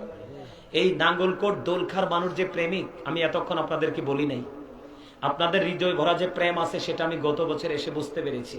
এই জন্যই মিজান ফোন দাওয়াতে কোনো কথা নাই, এবার দাওয়াতটা রাখছি। আমি কিন্তু একবার দুইবার এক জায়গায় যাই না। আমার টার্গেট হলো I will break the first record. আমার টার্গেট হলো আমি অতীত রেকর্ডকে ভেঙে ফেলবো। বিশ্বাস করেন, মাহফিলে আসতে তো হাদিয়া দিবে না? অবশ্যই দিবে, কিন্তু আমার মধ্যে সেটা কাজ করে না। আমার টার্গেট হলো আমি যেখানে যাচ্ছি সেই মানুষগুলোকে আমি অ্যাক্টিভ করতে পারবো কিনা, আমি তাদেরকে এক্সপেরিয়েন্স ম্যান হিসাবে প্রিপেয়ার করতে পারবো কিনা। আমার টার্গেট হলো ওটা। আপনারা এসেছেন, বসেছেন, আর একটু ধৈর্য ধরেন, আমি একটু ধৈর্য ধরেন, ছোট্ট ছোট্ট করে আমি একটু আলোচনাটা গোছাচ্ছি। এদিকে দেখান, আপনাদেরই নাঙ্গলকোট দোলখাতে গান বাদ্যযন্ত্র হয়নি বিয়ে বাড়িতে? হয়। এটা কি মুসলমানের কাজ নাকি? আপনাদের সমাজে হয় না? আলহামদুলিল্লাহ,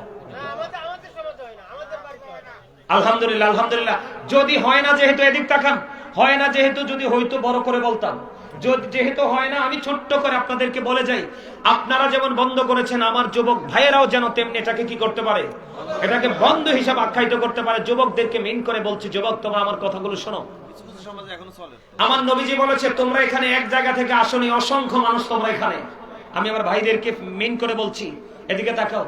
আল্লাহ রাসূল বলেছেন, কিয়ামতের আলামতের মধ্যে একটা অন্যতম আলামত হলো গান বাদ্যযন্ত্র বেড়ে যাওয়া। নাউজুবিল্লাহ। The music and musical instrument will be increased. বলতেছি তো, আসতেছি তো, এতে তো বুদ্ধি কম তো। আচ্ছা, আপনারা কোন বক্তাদেরকে একবার বললে কি দ্বিতীয়বার বলা লাগে? হ্যাঁ, আমাদের দেশে দেখবেন আলেমোলার অভাব নাই, মুফতির অভাব নাই, স্টেজে তুললে দেখবেন, অহংকার করে বলছি না, দেখবেন আধা ঘন্টা ওয়াজ করতে পারে না। আছেন এমন? আমি তাকে ছোট করে বলছি না। আল্লাহ রাব্বুল আলামিন তাকে বানাইছে এক কাজের জন্য, গাজী সুলাইমানকে বানাইছে আরেক কাজের জন্য। দ্বীনের কাজই করবে। যাকে আল্লাহ বক্তা বানাবে তাকে আল্লাহ রাব্বুল আলামিন এত বেশি মেধা দিবে যেটা আপনি কল্পনা করতে পারবেন না। সবচেয়ে বেশি মজার জিনিস হলো তাদের স্মরণ শক্তি হবে সবচেয়ে বেশি অ্যাক্টিভ। এটা আল্লাহ প্রদত্ত নিয়ামত। আমি আপনাদেরকে আজকে বলি, আমি এখনো আমার জায়গা থেকে যদি বলি, চুল দাড়ি পাইকা গেছে না, পাকসিনি দেখেননি, সাদা হইছে না? হইছে তো। এখনো পর্যন্ত মনে হয় যেন সারাক্ষণ পড়তে থাকি। I like to study for help others. আমি স্টাডি করতে অনেক বেশি পছন্দ করি। কেন জানেন? কারণ শিক্ষা মানুষকে এত আলোকিত জগতের দিকে নিয়ে যায় যদি শিক্ষাটা সঠিক হয়। ঠিক না বলেন? আমাদের দেশে সমাজে শিক্ষার অভাব নাই, কিন্তু এখনকার শিক্ষার সেই প্রতিফলন কিন্তু আমরা পাই না। আমি ছোট্ট করে বলছি, রাত হয়ে যাচ্ছে অনেক। গান বাদ্যযন্ত্র নিয়ে নবীজি কি বলেছেন? The music and musical instrument will be increased. গান বাদ্যযন্ত্র বেড়ে যাবে, এটা কিয়ামতের আলামত। এটা কিসের আলামত? এটা একটা গজব। ছোট্ট করে একটা টপিক দিই আপনাদেরকে, ছোট্ট। আমার নবীজি বন্ধু জানিয়ে দিয়েছে, মাঠে পানি দিলে যেমনি ফসল তৈরি হয়, নোংরা শব্দ দ্বারা গান লিখেছে রাইটার। এটার সাথে ডোল, তবলা, বেহেলা, তানপুরা, হারমোনি, রোলিং সবকিছু অ্যাডজাস্ট করে মিউজিকের তালে তালে গান গায়। শব্দগুলো অশ্লীল, যেই শব্দ শুনলে মানুষের মনের গড়ে নোংরামি সৃষ্টি হয়। হয় কি হয় না? আপনার আমার প্রাণের নবী তিনি বন্ধু বলে দিয়েছে, যে মাঠে পানি দিলে ফসল জন্ম হয়, আর গান থেকে মানুষের মনের গড়ে নোংরামি জন্ম হয়। নাউজুবিল্লাহ বলেন না? আপনারা বিরক্ত হবেন না, শেষ করে দিচ্ছি। এতক্ষণ আছেন যেহেতু, তাবারুকটা দয়া করে নিয়ে যাবেন। কিন্তু সারা রাত চলবে যে ওয়াজ, মনে রাখতে পারবেন নি? আলহামদুলিল্লাহ বলেন। আমি আপনাদের মানসিকতাকে আমি স্যালুট জানাই। একটা ছেলের বা একটা মানুষের চোখে ঘুম নাই, দেখেন। আলহামদুলিল্লাহ, আলহামদুলিল্লাহ। এটা একটা ইতিহাস। মানুষ আসছে কিন্তু যাচ্ছে না। বিভিন্ন জায়গায় গেলে যাই দেখি প্যান্ডেল ফিল আপ 10-15 মিনিট পরে পরে দিয়ে কমতে কমতে থাকে। আলহামদুলিল্লাহ বলেন। আরো জোরে। এটা আপনাদের ঐতিহ্য, আমি বলে গেলাম, এটা ধরে রাখবেন। এই গ্রামে গজব আসবে না। আল্লাহর রহমত দিয়ে কানায় কান আল্লাহ ভরপুর করে দিবে। জোরে কোন আমিন। খেয়াল করেন বন্ধু, মুখস্থ করে নেন। নবীজি বলেছেন, মাঠে পানি দিলে যেমনি ফসল তৈরি হয়, গান থেকে তেমনি মানুষের মনের গড়ে নোংরামি তৈরি হয়। আমার রাসূল বলে দিয়েছেন, গানের আসরে যায় পাপী লোকেরা। হাদিস শরীফ। নবীজি বলেছেন, গানের আসরে যায় বন্ধু পাপী লোকেরা, কান লাগাইয়া গান শুনে ফাসিকরা। গানটা শোনার পরে যদি বলে, এই আমি কিন্তু সবার জন্য ওয়াজ করতেছি, দুষ্টামি পরে করবা, শেষ ভালো যান, শেষ ভালো যান। আল্লাহ কি কয় জানো? আল্লাহ বলে, যখন তোমার কেউ ছিল না তখন ছিলাম আমি, এখন তোমার সব হয়েছে, পর হয়েছি আমি। যখন তোমার কেউ রবে না, রব শুধু আমি। আমার কাছে আসতে হবে, মনে রেখো তুমি। তোরা চাসনি কিছু, তোরা চাসনি কিছু কারোর কাছে খোদার মদদ ছাড়া। অন্যের উপর ভরসা ছেড়ে নিজের পায়ে দাঁড়া। অন্যের উপর ভরসা করে কবরে যায়েন না, নিজের পায়ে নিজে ভর করে কবরে যান, দেখবেন কবর আপনার আপন হয়ে যাবে। আল্লাহ আমাদের কবরটাকে আমাদের মতো করে আপন করে দিক। জোরে কোন আমিন। আমিন কোন আমিন। ছন্দে ছন্দে আরো দুটো নিয়ামত আপনাদেরকে শোনাই। পরীক্ষা করিতে শুধু বান্দার ঈমান, শয়তান পাঠিয়েছে মালিক সুবহান। দেখি বান্দা শয়তানের ধোকায় পড়িয়া, ঠিক থাকে কি যায় আমাকে ভুলিয়া, আপন কালাম বেছে পড়মিয়েছেন খোদা, আর বান্দা শয়তান থেকে থাকো জুদা। কে বলেছে? আপনি সাদা লেগে জুদা থাকেন। যদি জুদা থাকতে পারেন তাহলে আপনার কি, আপনার জীবন হবে কেমন জানেন? আল্লাহর প্রতি শহীদ যারা উচ্চ তাদের শান, মহান খোদা করেন তাদের এমন জীবন দান। রুহু তাদের বানাইয়া সবুজ বরণ পাখি, জান্নাতুল ফিরদাউস বিছে দেন যতনে রাখি। সেথায় থাকি খাই তাহারা জান্নাতি ফলমূল, উড়ে বেড়ায় রয় হামেশা খুশিতে মশগুল।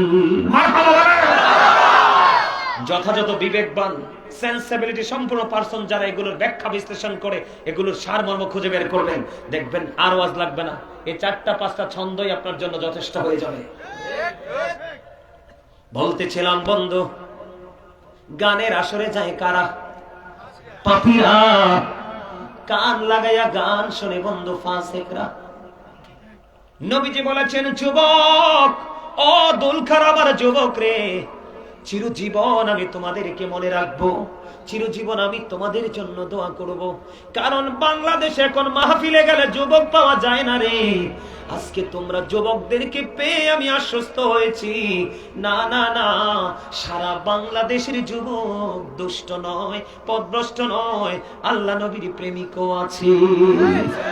তোমাদেরকে আমি বলে যাই, নবীজি বলে দিয়েছেন, কেউ যদি গান শোনার পরে একটা বার যদি বলো ফ্যান্টাস্টিক, তার মানে কি দেখছেন? আমার দাদা বলে দিয়েছে নাউজুবিল্লাহ, কেউ যদি গানটা শোনার পরে বলে কি মজা লাগছে রে, আমার নবীজি বলেছে উম্মত, এই শব্দ তুমি ইউজ করার সঙ্গে সঙ্গে তুমি কুফরি করে ফেলেছ।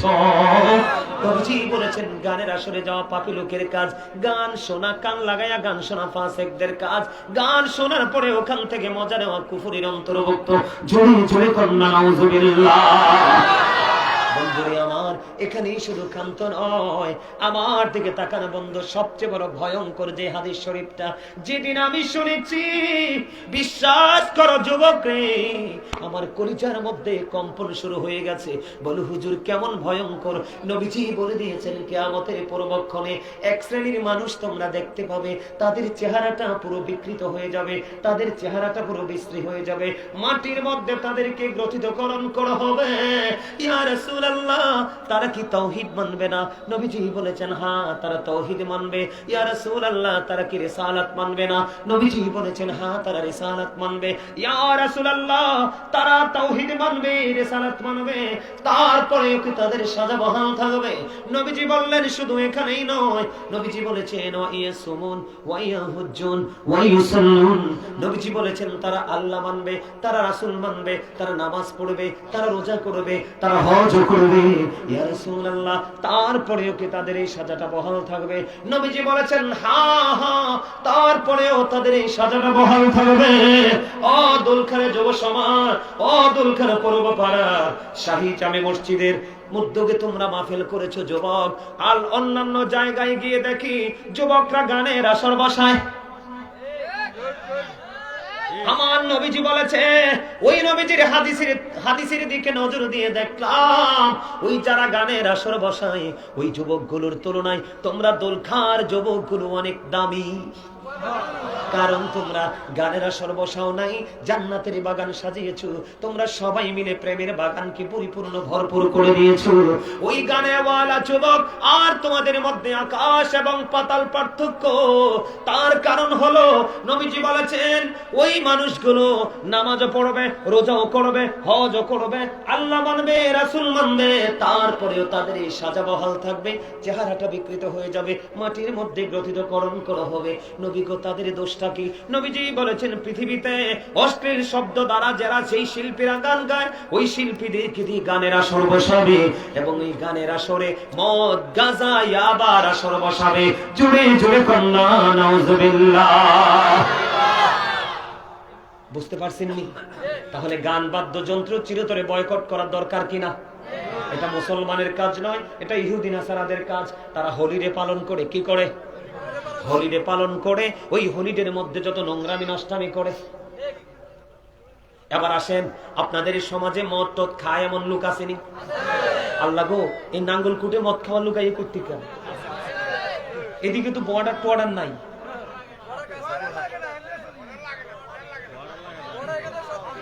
আচ্ছা দাঁড়ান দাঁড়ান, আমি একটু বলি, এটা নিয়ে আলোচনা করে শেষ করে দিব।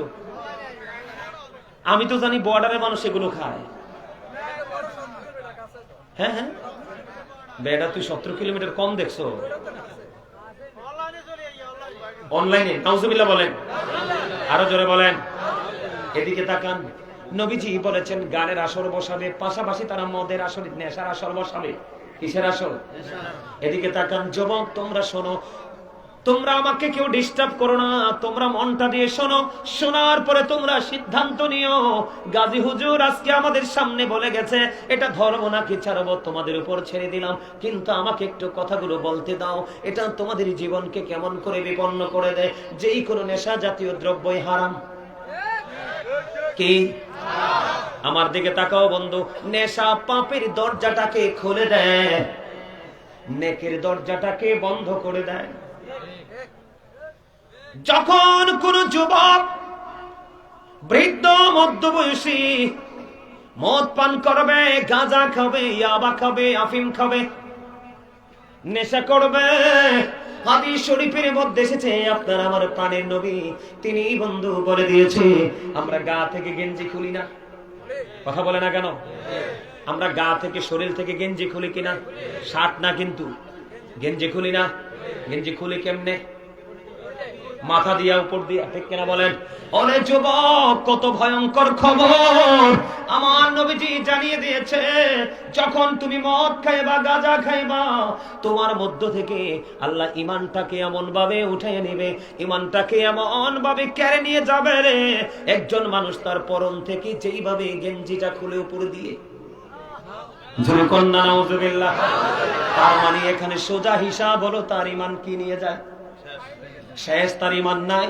তুমি যদি ইমানদার না হও, তাহলে তোমার বাঁচা মরায় কোনো পার্থক্য নাই, বাঁচলেও কোনো কিনাই লাভ নাই, মরলেও কোনো জাতির লস নাই।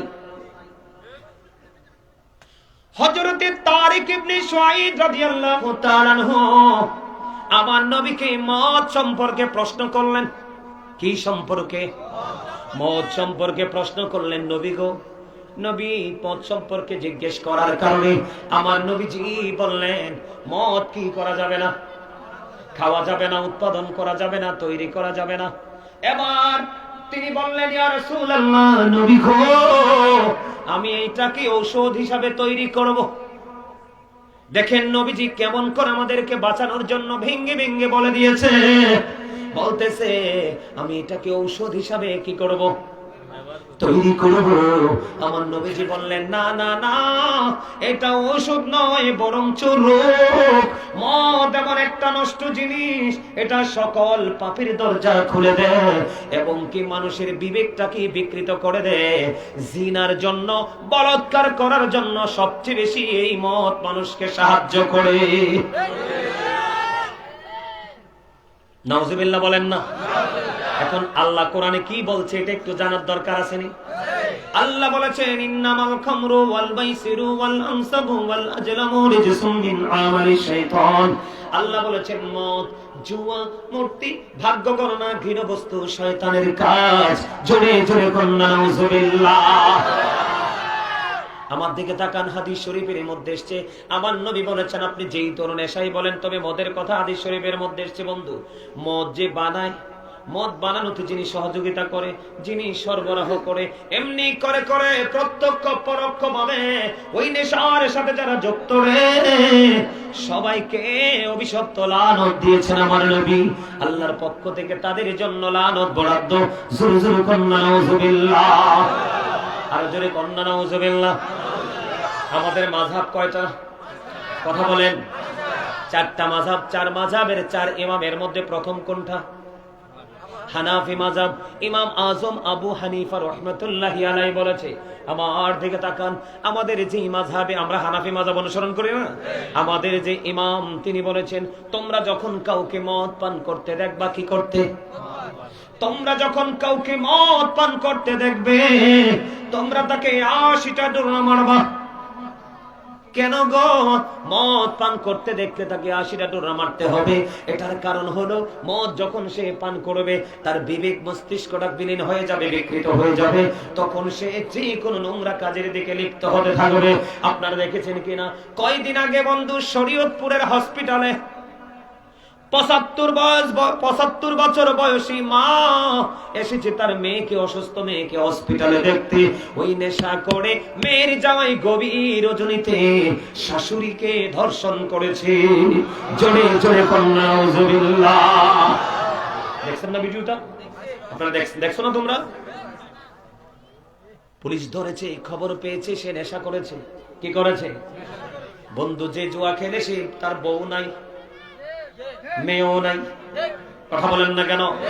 যে নেশা করে তার শ্বশুর বাড়িও নাই, নিজের বাড়িও নাই, আপনও নাই, পরও নাই। ইসলামের চতুর্থ খলিফা হযরত আলী, যাকে আমার নবী বলেছেন, I am a city of education, the gate of that city is Ali. আমার নবী বলেছেন, আনা মাদিনাতুল ইলমি ওয়া আলিউন বাবুহা। আমার নবী বলেছেন, I am a city of education, the gate of that city is Ali. আমার নবীজি বলে দিয়েছেন, আমি হলাম শিক্ষার শহর, আর সেই শহরের দরজা হলো আমার আলী। সুবহানাল্লাহ বলেন না? তাহলে আলীর দাম কম না বেশি? পাক পাঞ্জাতনের অন্যতম সদস্য হলো বন্ধু একজন হযরত আলী। আমার দিকে তাকান, হযরত আলী কারামাল্লাহু ওয়াজহু, তিনি বন্ধু বলে দিয়েছেন, হযরত আলী তিনি বলে দিয়েছেন, আমার দিকে তাকান, এই তোমার ওয়াজটা বেশি শোনা দরকার, কারণ এই মুরব্বি লাইট আস্তে আস্তে কি হয়ে যাচ্ছে, ঠিক না? একদিন তোমার আমার সবার জীবনে যদি বেঁচে থাকি আসবে, আর মরে গেলে তো গেলাম, কিন্তু তোমার বেশি দরকার শোনা, কারণ তোমাদের যৌবনকালের আমল আল্লাহর কাছে বেশি পছন্দের। শুধু পছন্দের না, বলবো তোমরা যুবকদেরকে বলছি, তোমাদেরকে খুশি করার জন্য নয়, সিরিয়াসলি বলছি। কখনো কোনো আলেম কাউকে খুশি করার জন্য কথা বলে না। যদি কেউ বলে যে সকলে হক্কানি আলেম নয়, ঠিক কিনা? বাস্তবতা বলছি, তোমাদেরকে দেখে এটা না বলে পারছি না। তোমরা যে প্রেম, আজকে যে ভালোবাসার উজ্জ্বল দৃষ্টান্ত তোমরা স্থাপন করেছো জান্নাতের বাগানের সাথে, আমি বিশ্বাস করি তোমাদের মধ্যে আজকের আলোচনায় কোনো না কোনো দিক দিয়ে প্রভাব ফেলাবে, তোমাদের মধ্যে একটা প্রভাব পড়বে, আমি বিশ্বাস করি। কেউ না কেউ আজকের মাহফিল থেকে তোমরা হেদায়েত হবে। তোমরা যুবকদের জন্য দুটো মেসেজ, দুটো হাদিস। একটা হাদিস কি জানো? আমার নবীজি বলেছেন, ইমাম Hasan and Husain are the leader of younger people in জান্নাহ। আমার নবী বলেছেন, ইমাম হাসান হুসাইন জান্নাতে যুবকদের লিডার হবে। আমি দোয়া করি কাল হাসরের দিন, কিয়ামতের দিন তোমরা দোলখার যুবকদেরকে যেন আমার নবীর কলিজার টুকরা। আমার নবীজি বলেছেন, ইমাম Hasan and Husain to my flower in the world. নবীজি বলেছেন, ইমাম হাসান হুসাইন দুনিয়ায় আমার দুইটা ফুল। সুবহানাল্লাহ বলেন না? হুমা রাইহানাইয়া মিনাদ দুনিয়া, আল হাসান ওয়াল হুসাইন সাইয়্যিদা শাবাবি আহলিল জান্নাহ। সুবহানাল্লাহ। তাহলে তোমরা যুবকরা যদি যৌবনকালে কাজ করো, তোমাদের ভয় আসেনি? কোনো টেনশন আসেনি? আমার কথাগুলো কি তোমরা বোঝো? আমি ইংলিশ যে ট্রান্সলেশন করাটা, এটা না করলেও পারতাম। এখানে কলেজ ইউনিভার্সিটির স্টুডেন্টরা আছে, তারা এটা সহজে বুঝতে পারবে। যেমন গতকালকে যে প্রোগ্রামে গেছি, তোমাদের মতো এরকম কি, গতকাল কোথায় না ছিলাম? আশুগঞ্জ, লাউ আসার। যখন আলোচনা ধরলাম, যুবকরা আমার মনে হয় কেউই বাড়ি ছিল না, সবাই চলে আসলো। যিনি আমাকে দাওয়াত দিয়েছিলেন উনি হলেন মুফতি হযরত মাওলানা মুফতি মাসুম বিল্লাল কাদরি আব্দাজিল হুরানি। খুব সৎ একজন লোক, খুব সফট একজন আলেম। আমি যখন মাহফিল ছেড়ে কিছু দূর আসলাম, উনি আমাকে ফোন দিলেন। ফোন দেওয়ার পরে বললাম, ভাইজান আপনি তো আমাকে দাওয়াত করেছেন, আসলে মানুষ কতটুকু পেয়েছে আমি আসলে জানি না। তিনি আমাকে বললেন, ভাইজান আপনাকে বোঝাতে পারবো না, আমার যুব সমাজের মধ্যে এমন প্রেমের এক প্রভাব পড়েছে। আমি বললাম কেন? যুবকরা যারা ইউনিভার্সিটির সুশিক্ষিত ছেলেরা ছিল, আপনি যে ইবারতগুলো পড়েছেন, ইবারতের সাথে সাথে যেমন ট্রান্সলেট করেছেন, এটা নাকি তাদের বোঝার জন্য বেশি ইজি হয়েছে, সহজ হয়েছে, এজন্য তারা বেশি খুশি। বিশ্বাস করেন, ওই স্টেজে বসে আগামী বছরের জানুয়ারির 21 তারিখে আবার মাহফিল নোট করে আনতে হয়েছে। 2026 জানুয়ারির 21 তারিখ। আমাকে যতক্ষণ ছিলাম ওরা ছাড়েই না। এই যে প্রেম, এটা কি কখনো মরবে? প্রেম সব মরে যায়, প্রেম কখনো মরে?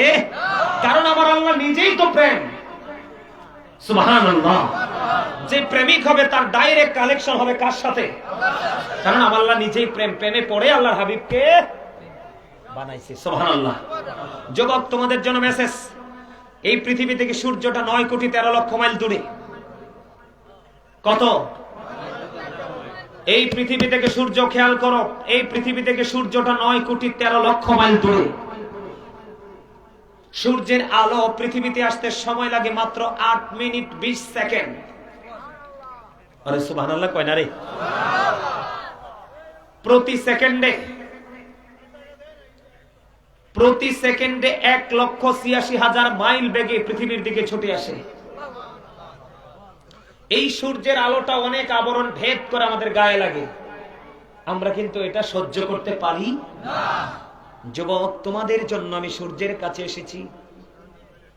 এত পর থেকে সূর্যের কিরণ লাগে রে, সইতে পারি না।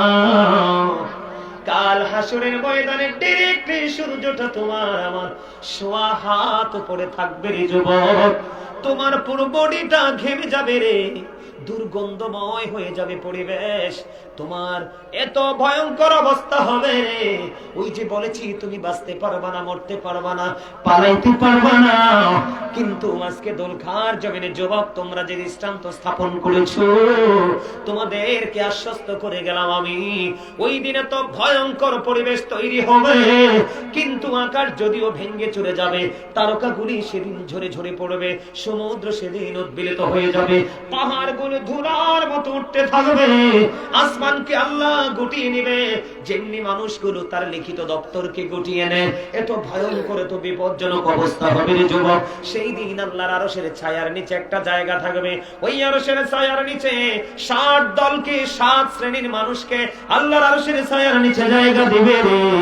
এর মধ্যে একটা দল থাকবে, যদি আজকের ওয়াজের পরে নিজের লাইফ স্টাইলকে চেঞ্জ করতে পারো, মানসিকতা পরিবর্তন করে অন্ধকার জগৎ ছেড়ে আলোর দিকে হাঁটতে পারো, এর মধ্যে একটা দল থাকবে রে, ওই দুলখার যুবকের দল। এটা আমার নবীর হাদিস। আল্লাহু আকবার, ইয়া রাসূলুল্লাহ। আলহামদুলিল্লাহ, যেটুকু বলছে না যুবক, এই জন্য তোমাদেরকে বলেছি, এগুলো বাস্তব কথা। আমার দিকে তাকো, আমি কোথায় ছিলাম? আলী রাদিয়াল্লাহু তাআলা আনহু মদ সম্পর্কে তিনি কি বয়ান দিয়েছে? হযরতে আলী তিনি বলেছেন, বিশাল একটা দরিয়া, এই দরিয়ার মধ্যে যদি কি থাকে, মদ পড়ে একটা ফোঁটা, কয় ফোঁটা? একটা ফোঁটা মদ যদি দরিয়ার মধ্যে পড়ে রে, ওই দরিয়ার উপর যদি বিশাল একটা মিনারা তৈরি করা হয়, আমি আলীকে যদি বলা হয়, আলী ওই মিনারায় দাঁড়ায় আযান দাও, আমি আলী কোনদিন ওই মিনারায় উঠে আযান দিব না। জোরে জোরে কন্যা নাউজুবিল্লাহ। এটা হারাম, এটা নষ্ট, এটা মানুষকে পথভ্রষ্ট করে দেয়, মানুষের জন্য সকল ভালো রাস্তা বন্ধ করে দেয়, সকল অন্যায় রাস্তাগুলো ওপেনিং করে দেয়। হযরতে আলী আরো বলেছে, ওই দরিয়ার পানি যদি শুকিয়ে যায়, শুকিয়ে যাওয়ার পরে যদি ওই দরিয়ার মধ্যে ঘাস ওঠে না, যেমন এই যে এই জমিনে কিন্তু ঘাস আছে, এটা দেখবেন 1-2 দিন চলে গেলে আপনাদের যে পায়ের ছাপ লেগেছে, ছাপটা উঠে যাবে, গাছগুলো মাথা উঁচু করে দাঁড়াবে, তখন আপনি গবাদি পশুকে ছেড়ে দিলে হেঁটে হেঁটে খাবে। এটাই তো বাস্তবতা। হযরতে আলী বলে দিয়েছেন, ওই দরিয়ার পানিটা শুকিয়ে গেল, শুকিয়ে যাওয়ার পরে এটার মধ্যে ঘাস জন্ম হলো, আমি আলী কথা দিলাম, আমার পশুগুলোকে আমি কোনদিন এই দরিয়া থেকে ঘাস আমি আমার পশুগুলোকে খাওয়াবো না। জোরে জোরে কন্যা নাউজুবিল্লাহ।